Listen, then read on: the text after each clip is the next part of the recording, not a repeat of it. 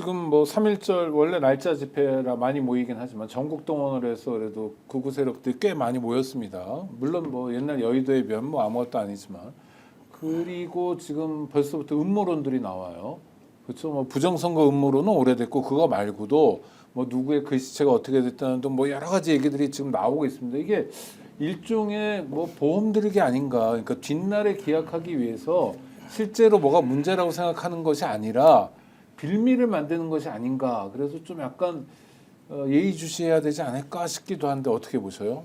근데 저는 그러니까 상식적인 사람이라면 그리고 네. 정치판에서 오래 굴러먹은 사람이라면 탄핵당한 집단, 탄핵당한 정당의 후보가 조기 대선에서 승리할 거라고 생각하는 건 망상에 가깝다. 그렇죠. 네. 왜냐하면 국민들이 탄핵당한 세력을 다시 통치자로 세운다는 거기 때문에 상상할 수 없는 거다. 그러면 탄핵당한 정치 집단 또는 탄핵당한 정당이 판단할 수 있는 건 뭔가 말씀하신 것처럼 적어도 불복의 가능성들을 가진 내용들을 던져놓고 거기에 어떤 증거들을 확신으로 느끼는 사람들을 자기 지지층들로 묶어놓는 게 제가 볼 때 최선책이라고 생각할 거라고 판단이 들어요.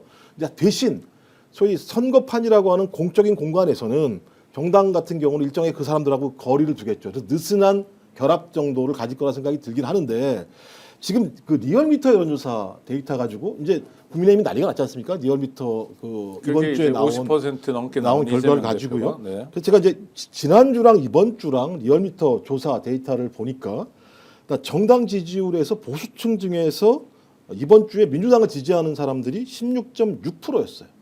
보수층 중에서입니다. 그 다음에 정권 교체를 요구하는 사람들 중에서 보수층이 26.2%가 보수층 중에서 이걸 요구했어요. 그 다음에 또 하필이면 이재명 후보를 지지하는 보수층이 19.4%였습니다. 근데 전반적으로 이게 5에서 8%가 증가했어요. 네. 지난주에 비해서. 그럼 이 얘기는 뭐냐? 합리적 보수층 또는 이재명 당대표가 얘기했던 중도 보수라고 얘기하는 사람 자체가 이재명 당대표 또는 민주당의 주장에 대해서 부분적으로 호응하기 시작했다라는 것을 얘기하는 거거든요. 그럼 이런 사람들은 어떤 판단을 하느냐? 여기 나왔던 것처럼 그래 어떻게 탄핵당하는 세력이 정권을 유지할 수 있어. 정권을 교체해야지. 근데 내가 민주당에 대해서 별로 좋게 보지 않았는데 그래도 민주당이 그나마 지금은 통치할 수 있는 능력이 있는 거 아니야? 그중에 1등이 누구야? 이재명이잖아. 그렇다면 한번 저 사람에게 어떤 통치, 대통령의 역할을 맡기는 게 그래도 괜찮지 않을까라고 하는 흐름들이 만들어지고 있다라고 하는 거죠. 저는 이 흐름이 매우 중요하다고 대구 생각합니다. 경북에서도 이재명 대표의 지지율이 상승하고 있는 겁니까? 상승 이제 하고 있는데 뭐 이제 다른 지역보다는 그렇게 이제 뭐 폭이 뭐 크다고는 할 수 없고요. 흐름이 중요하니까요. 흐름은 이제 지금 뭐 이재명 대세로는 이미 결정이 났고 이제 중도층 쪽에서 이쪽으로 움직인다는 것인데 이제 공산당 사회주의적 인식 이거는 이제 어떤 목적으로 지금 메시지를 던지는 겁니까? 결국 중도층이 이재명 지지하게 되면 이 사람들이 여전히 이재명이 중국과 북한과 가깝고 이념적으로 문제가 있는 사람이라는 것을 자각시켜주기 위한 쉽게 이야기하면 중도층이 이재명으로 쏠리는 현상을 좀 막기 위해서 이제 하는 것인데 학습이라는 게 있지 않습니까? 자 그러면 어제 오늘과 같은 방식으로 이재명의 발언에 대해서 색깔론으로 했을 때 과연 중도층이 지지를 유보하거나 계속 관망을 할 것이냐라는 부분은 이미 대선이 임박해 있기 때문에 윤석열에 대한 비토, 반대, 탄핵에 대한 찬성의 열기와 이재명에 대한 색깔론 이걸 가지고 유권자가 선택을 할 수밖에 없을 텐데 느낌상 어떻습니까? 이번 대선 조기 대선하면 투표율이 예년 일반적인 대선 그리고 박근혜 때 대선과 비교했을 때 대선이 투표율이 떨어질 것이냐? 저는 굉장히 높을 것이다. 왜냐하면 이 분노하는 민심이 어떤 식으로든 투표장으로 가서 그 결과를 내가 뽑는 대통령이 누구여야 한다는 것이 강력할 걸로 생각이 되거든요. 윤석열을 지지했던 국민의힘 열성 지지자들의 투표율은 좀 낮아지지 않을까요? 내가 가서 김문수를 찍어야 돼 창피하게 하는 사람들. 제가 그렇게 보는 거예요. 그 마지막에 이제 투표율을 나중에 그러니까 오히려 야당 지지자들은 투표율이 올라가고 예. 여당 지지자는 떨어지지 않나요? 어떻게 안 그럴 거예요. 그렇습니까? 생각해보세요. 홍준표 쭉 올라가는 거 저번에 보십시오. 네. 막판에. 예를 들면 안철수나 미꾸라지가 중간에 있긴 했었습니다만 어떤 형태로든지 보수층 같은 경우도 자기 지지율 격차가 너무 커지게 되면요.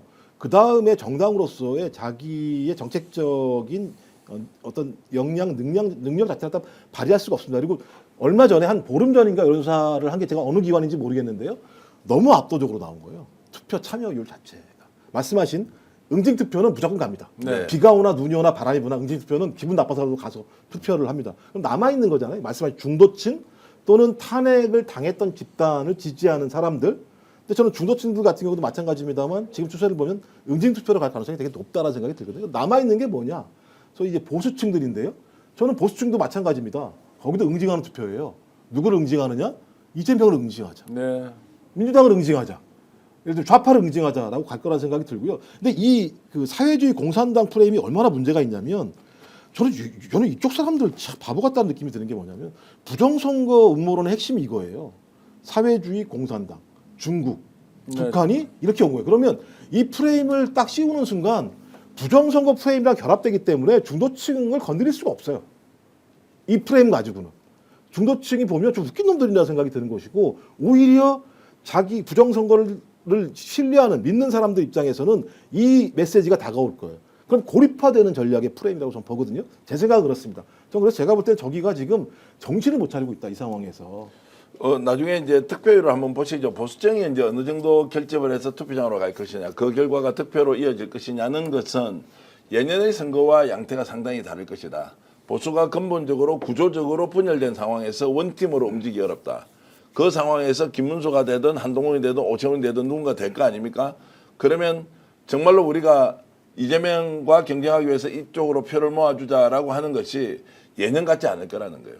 그리고 구조 자체가 안 돼 있다는 것이 이번 윤석열 탄핵 과정에서 국면에서 너무나 적나라하게 그들이 저질러 왔던 내란 그리고 국정농단의 실체를 다 봤는데 보수가 다시 모여서 이재명과 대항마 역할을 할 사람을 찍어주자라고 하는 것이 저는 매우 약할 거라고 보고요.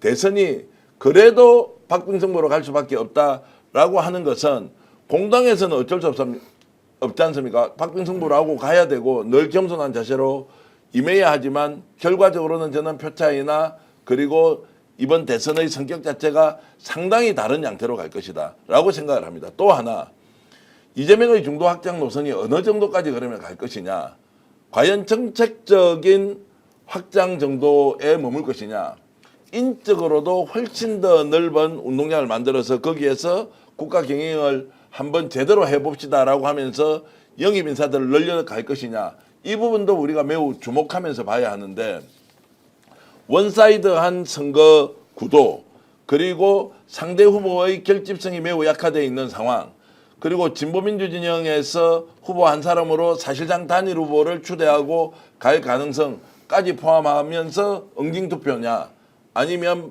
반발투표냐 이런 걸로 봤을 때는 아마 대선 결과는 생각보다 많이 벌어질 것이다. 이런 정도 해놓고 나중에 가서 뭐 손가락을 하나 걸든지. 아니, 일단 손가락을 왜 제가 사례를 들면 20대 대선은 77.1%였어요. 예. 19대 대선은 77.2%였습니다. 그러니까 탄핵이 되고 난 다음이 거의 비슷한 투표율을 보이고 예, 있는데요. 예. 그러니까 전 적어도 우리나라 국민들은 70% 정도는 투표한다고 봐요. 70% 이상 네. 무조건 대선 투표 같은 경우는. 나머지거든요. 이제 꽉 짜여 있는 것들이 얼마나 올라올 것인가 보시죠. 나중에 한번. 네. 그래서 한번 보겠습니다. 하여튼 뭐 예. 국가 경영을 이제는 좀 제대로 해라라는 민의가 선거에서 어떻게 발현되는가 그것도 지켜봐야 되겠고요.